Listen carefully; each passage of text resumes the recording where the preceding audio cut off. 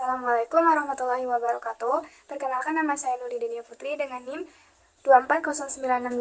Di sini saya akan menjelaskan hasil praktikum kami mengenai gelombang berdiri dengan materi sonometer dan juga hukum Melde. Pertama, terdapat pendahuluan, ada pertanyaan penelitian, yaitu bagaimana suatu gelombang dapat dikatakan sebagai gelombang stasioner. Yang kedua, bagaimana pengaruh amplitudo terhadap simpangan dalam gelombang. Dan yang ketiga, bagaimana hubungan antara cepat rambat gelombang dengan massa jenis tali. Nah, tujuan penelitian kami juga untuk mengetahui pengertian gelombang yang dapat dikatakan sebagai gelombang stasioner. Yang kedua, mengetahui pengaruh besar arus terhadap simpangan. Dan yang ketiga, mengetahui hubungan antara cepat rambat gelombang dengan massa jenis tali. Tesis yang dapat kami ambil dari praktikum ini, yang pertama, variabel yang mempengaruhi cepat rambat gelombang berdiri yaitu ada tegangan pada medium, massa jenis atau kerapatan medium, panjang gelombang dan suatu frekuensi, jenis gelombang, dan karakteristik mediumnya. Yang kedua, hubungan variabel-variabel yang mempengaruhi cepat rambat gelombang, yaitu semakin besar tegangan, semakin cepat gelombang merambat, semakin besar massa persatuan panjang juga, semakin lambat gelombang merambat. Hipotesis yang ketiga, amplitudo pada alat sonometer dipengaruhi oleh beberapa faktor seperti tegangan senar, yaitu semakin besar tegangannya, maka semakin kecil amplitudonya. Yang kedua, semakin besar gaya yang diberikan, maka semakin besar amplitudonya. Yang ketiga, yaitu pada panjang senarnya. Jadi, panjang senar itu dapat mempengaruhi frekuensi dan gaya yang ditetapkan pada getaran suatu gelombang. Yang keempat, ada massa jenisnya.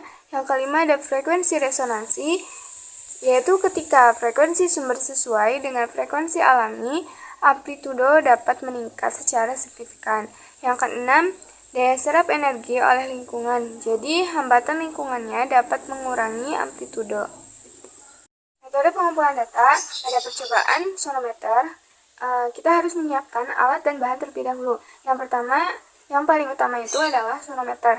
Yang kedua, ada magnet yang terdiri dari dua medan magnet, yang kutub utara dan juga kutub selatan. Yang ketiga, ada gantungan pemberat atau masanya.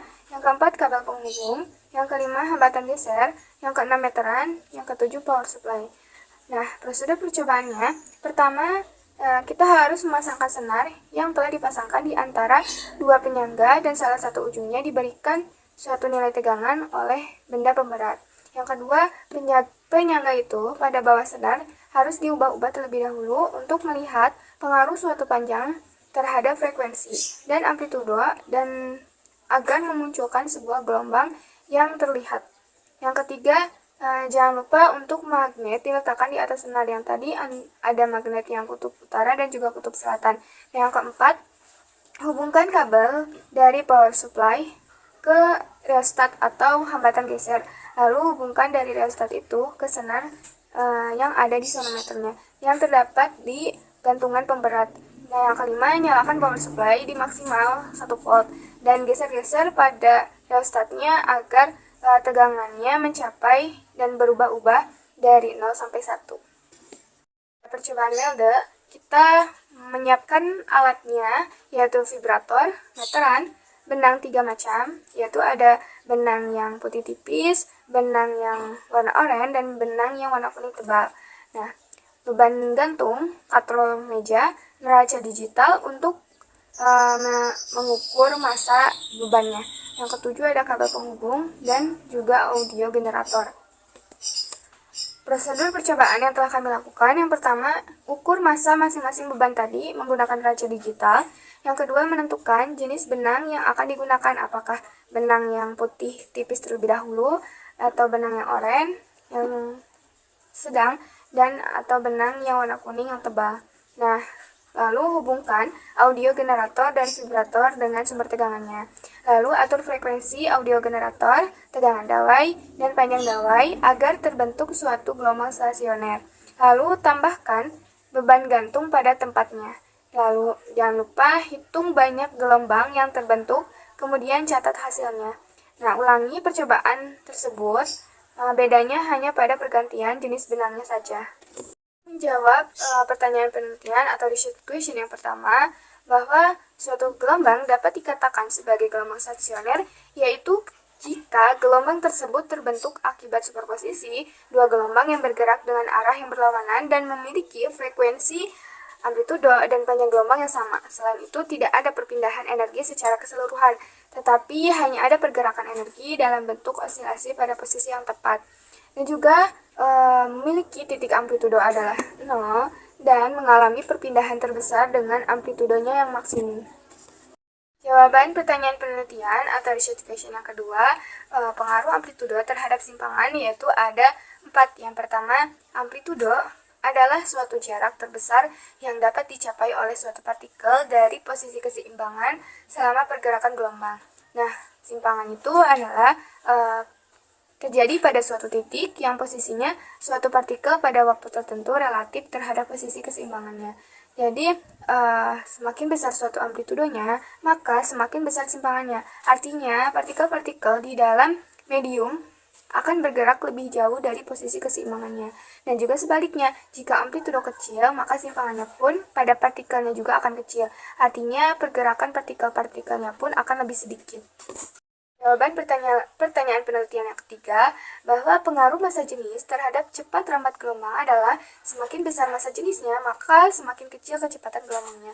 Seperti pada rumus di bawah ini, bahwa V sama dengan akar T per mu, bahwa kecepatan gelombang berbanding terbalik dengan akar dari massa jenisnya.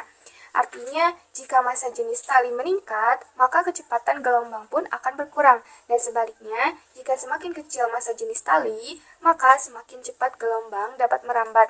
Dengan catatan tegangannya harus pada tali yang tetap konstan. Di bawah ini merupakan hasil analisis kami pada percobaan sonometer pada kawat pertama. Nah, didapatkan massa jenis senarnya itu 1,4 gram yang diperoleh dengan menimbang terlebih dahulu di neraca tigalangan. Kemudian memperoleh panjang kawatnya dari ujung sampai ke ujung pada sonometer setelah adanya gelombang yang bergerak. Nah, kemudian jumlah gelombangnya itu 1 dan arusnya kami mengambil harusnya itu dari 0 sampai 1, tetapi kami hanya mendapatkan dari 0,2 sampai 1. Nah, lambda yang kami peroleh dari rumus 2L per N. Jadi 2 dikali 0,81 kemudian di N. Dan mendapatkan mu dari massa per L. Jadi massa jenis senarnya dibagi dengan L-nya. Jadi L-nya tuh awalnya 81 diukur. Tapi dalam cm kemudian kami rubah menjadi 0,81 dalam meter. Nah, kami juga memperoleh grafik lambda kuadrat terhadap L. Jadi lambdanya kan mendapatkan 1,7, tinggal dikuadratkan menghasilkan 2,89. Nah, grafik I terhadap 1 per L menunjukkan bahwa suatu arus mendapatkan 0,2 dan 1 per L-nya tinggal 1 dibagi dengan panjang kawatnya menghasilkan 1,1647 dan mendapatkan jari-jarinya sebesar 0,2597. Nah, yang bawah ada grafik lambda kuadrat terhadap 1 per mu. Jadi, mencari dulu mu-nya. Tadi mu itu massa dibagi dengan panjang kawatnya, tinggal 1 per mu. Menghasilkan 0,57857. Nah, grafik di bawah ini menunjukkan bahwa semakin besar nilai 1 per mu, maka nilai lambda kuadratnya juga akan semakin besar. Artinya, pada tali yang lebih ringan atau rapat massa linearnya kecil, maka panjang gelombang yang terbentuknya pun akan lebih panjang untuk menentukan frekuensi yang sama. Nah, kami mencari juga grafik nilai F atau gaya tegangan diperoleh dari massa tegangan yang tadi dikali dengan suatu gravitasinya yaitu 9,8.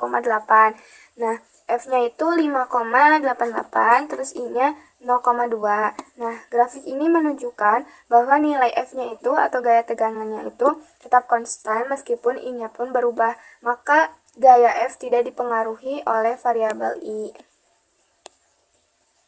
Nah, di bawah ini juga kami mencari grafik nilai frekuensi terhadap arus, memperoleh frekuensinya 1,0849. Frekuensi menggunakan rumus 1 per lambda akar F per mu. F-nya itu tadi dari suatu tegangan kawatnya, massa jenis kawatnya dikali dengan gravitasi. Kemudian mu-nya dari massa per panjang kawatnya. Nah, kami juga mencari grafik nilai frekuensi atau Fn terhadap arus I. Jadi Fn frekuensi terhadap jumlah tegangannya, yaitu pada sonometer kami memperoleh jumlah tegangannya itu kan 1. Nah, F1 bahwa menggunakan rumus N per 2L akar F per mu. N-nya itu tadi 1, kemudian 2 dibagi 2 dikali L-nya panjang kawat yang telah diperoleh dikali akar F per mu. Nah, mendapatkan pada arus 0,2 Fn-nya 1,84. Jadi grafik suatu frekuensi terhadap arus menunjukkan hubungan yang menurun, bahwa frekuensi berbanding terbalik dengan suatu arusnya. Sonometer pada kawat kedua, sama kita harus mencari terlebih dahulu massa jenis senarnya, panjang kawatnya, terus jumlah suatu gelombangnya, arusnya, lambdanya, dan juga mu-nya. Nah, massa jenis senarnya yang kami peroleh itu 0,7-nya. Nah, panjang kawat mendapatkan 0,85 dan juga N-nya 1. Kemudian arusnya sama, kami mendapatkan dari 0,2 terlebih dahulu sampai dengan 1. Dan lalu dirumus 2L per N, kemudian mu-nya diperoleh dari massa per L atau panjang kawat. Nah, di bawah ini merupakan grafik I terhadap 1 per L. Grafiknya secara linear, ada hubungan terhadap I sama 1 per L. Dan kami juga mencari grafik lambda kuadrat terhadap L. Lambda kuadrat tadi diperoleh dari rumus 2L per N dipangkat 2-kan, menghasilkan 2,3104 dan juga L-nya mendapatkan 0,76. Grafiknya linear. Tadi telah diberitahu bahwa ada hubungan antara lambda kuadrat dengan L, di mana lambda kuadrat tersebut berbanding lurus dengan panjang kawat. Nah, di bawah ini juga sama pada kawat kedua, kita harus mencari grafik lambda kuadrat terhadap 1 per mu. Nah, kami mendapatkannya secara linear dan mendapatkan R kuadratnya 0,993, dan ini merupakan grafik yang seharusnya diperoleh. Nah, mendapatkan lambda kuadrat 2,31 dan 1 per mu-nya 1,085. Kemudian grafik nilai F terhadap I mendapatkan grafik yang konstan, maka F itu akan tetap konstan terhadap suatu arusnya. Nah, kemudian grafik nilai frekuensi terhadap arusnya mendapatkan 1,35 sama menggunakan rumus 1 per lambda dikali akar F per mu, dan mendapatkan grafik yang linear, mendapatkan R kuadrat yang 0,9285. Ini merupakan grafik yang cukup untuk menerangkan bahwa nilai tersebut F terhadap I. Nah, kemudian ada grafik nilai Fn terhadap arusnya juga. Fn-nya 1,35 dan juga arusnya 0,2. Mendapatkan R kuadratnya 0,9285. Nah, pada percobaan kedua, yaitu percobaan Melde pada benang putih tipis. Di bawah ini merupakan tabel data pengolahan yang telah kita peroleh. Kita harus mencari massa bebannya terlebih dahulu menggunakan neraca lengan, mendapatkan 0,00236, terus ditambahin mendapatkan 0,01224. Jadi antara massa beban yang pertama harus ditambahkan dengan massa beban yang kedua. Kemudian mendapatkan frekuensi 50 Hz, lalu panjang benangnya 1,2 dan massa talinya 0,0069. Kemudian jumlah gelombangnya mendapatkan 5,5 dan lambdanya mendapatkan 0,22. Sama seperti di sonometer, mencari lambda yaitu 2L per N. Dan lambda kuadratnya 0,048. Kemudian lambda totalnya 1,21. Nah, kami harus mencari grafik lambda kuadrat terhadap tegangan. Nah, lambda kuadrat yang kami peroleh yaitu 0,0484 dan tegangannya 0,023128. Tegangan yang diperoleh dari massa beban dikali dengan gravitasinya. Nah, mendapatkan grafik yang menunjukkan bahwa semakin besar tegangan yang diberikan pada tali, maka akan semakin panjang pula panjang gelombangnya yang terbentuk. Ini berarti frekuensi getaran tali akan semakin rendah ketika tegangan ditingkatkan, bahwa kecepatan gelombang pada tali berbanding lurus dengan akar kuadrat tegangannya. Nah, kita juga harus mencari terlebih dahulu grafik lambda kuadrat terhadap 1 per mu. Nah, lambda kuadratnya kami telah memperoleh yaitu 0,0484 dan 1 per mu diperoleh 353,107. Nah, yang kedua ada tabel data pengolahan pada benang yang berwarna oranye mendapatkan masa bebannya yaitu 0,00236 dan frekuensinya Hz yaitu 50 Hz dan panjang suatu benangnya yaitu 1, kemudian masa tali atau benangnya yaitu 0,0001 dan jumlah tegangannya yaitu 2 dan lambdanya memperoleh 0,6 dan lambda kuadrat 0,36, kemudian lambda totalnya 1,2 dan mu-nya diperoleh 0,00236. Mu-nya dari rumus massa dibagi dengan panjang talinya atau benangnya. Terhadap tegangan F, lambda kuadrat memperoleh 0,36 dan juga 0,023. Mendapatkan grafik yang linear dan juga mendapatkan R kuadrat 0,819. Dan 1 per mu mendapatkan 423,72 dan juga lambda kuadrat mendapatkan 0,36. Tabel data yang ketiga yaitu pada benang yang warna putih tebal. Nah, masa bebannya itu kami memperoleh 0,00236 dan frekuensinya 50 Hz, kemudian panjang suatu benangnya yaitu 1 dan masa talinya 0,006, kemudian jumlah gelombangnya 3,5 dan lambdanya memperoleh 0,32 dan lambda kuadratnya memperoleh 0,1024 dan lambda totalnya 1,12. Nah, sama kita harus mencari grafik lambda kuadrat terhadap tegangan. Lambda kuadrat memperoleh 0,1024 dan F-nya 0,023. Nah, grafik yang diperoleh bahwa semakin besar tegangan yang diberikan pada tali, maka panjang gelombangnya pun akan semakin besar. Nah, sama pada grafik lambda kuadrat terhadap 1 per mu, mendapatkan lambda kuadrat 0,102 dan 1 per mu-nya 423,729. Kesimpulan yang dapat saya ambil dari percobaan ini, yang pertama, variabel yang mempengaruhi cepat lambat gelombang berdiri yaitu tegangan pada medium, massa jenis, panjang gelombang, dan frekuensi jenis gelombangnya, dan karakteristik mediumnya. Jadi, tegangan pada medium, maka semakin besar tegangan, maka semakin cepat gelombang merambat karena energi potensialnya suatu elastis medium meningkat.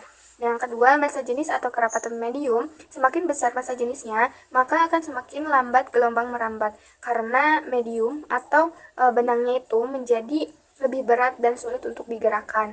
Nah, panjang gelombang dan frekuensi, bahwa frekuensi mempengaruhi panjang gelombang, tetapi cepat lambat bergantung pada mediumnya, bukan frekuensi itu sendiri. Nah, jenis gelombang dan karakteristik mediumnya itu sangat mempengaruhi cepat lambat pada gelombang berdiri.